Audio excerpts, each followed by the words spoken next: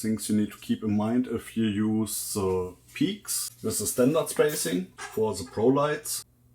This video doesn't apply if you use the brilliant spacing or the original lights. Those will always work the same. You just put the light onto the peak mount, clip it in like this, and that will always fit. With the Pro and the standard spacing, it depends on the angle of your roof, which mounting options will work for you. If the angle here, the inside angle is between 180 and 150 degrees, you can just do the same, light on the peak mount, clip it in, and that's fine. If the angle is less than 150 degrees, then you will get a problem with the length of the cable between the lights. So this won't fit any longer here.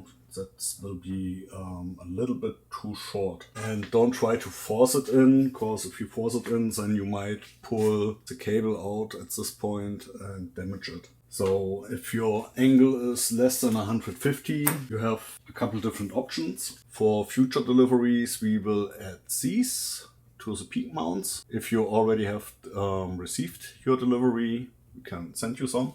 The way these work is that they get put in between the light and the peak mount. You have the peak mount here. They go like this. And what they do is they shift the light a little bit down, which gives you more cable on this stretch. So this option works for peaks where this angle is between 150 and 120 degrees. If it's less than 120, then it gets a little bit more tricky. So in case you have less than 120 degrees, or you don't like how this looks like, because the peak light is sticking out a little bit more, then you basically have two options. The easier option is you shorten the track between the peak light and the first light next to it on both sides. So let me quick show you. So we have here at the moment a spacer in between with a peak, and if we put the other one in, so in this case without the spacer, this is missing about a 1/4 inch. So don't try to force it down here. The light will break before the channel breaks. So what we are going to do, we are going to shorten this distance a little bit. So we have the tracks for both sides here. The tops. What we're going to do is we mark 9 inch. So here and here. And now let's say we shorten it 1/2 inch. Both of them.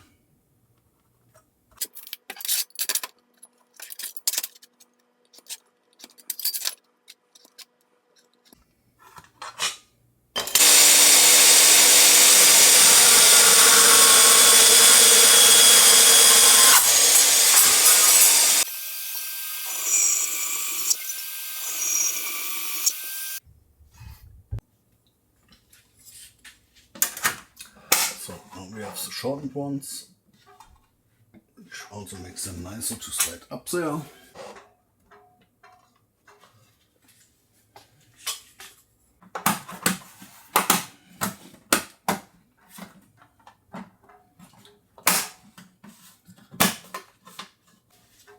So that way you don't have any stress on the cable.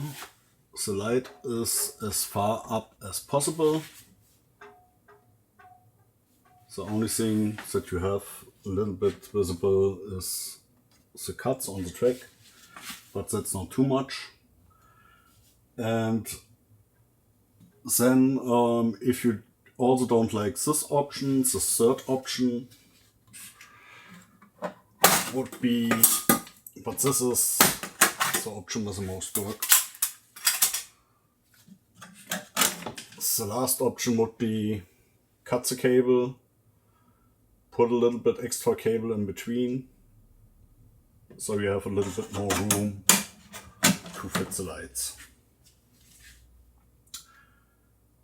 I hope that helps, and as always, If you have any questions, just contact us. Thanks, see you soon.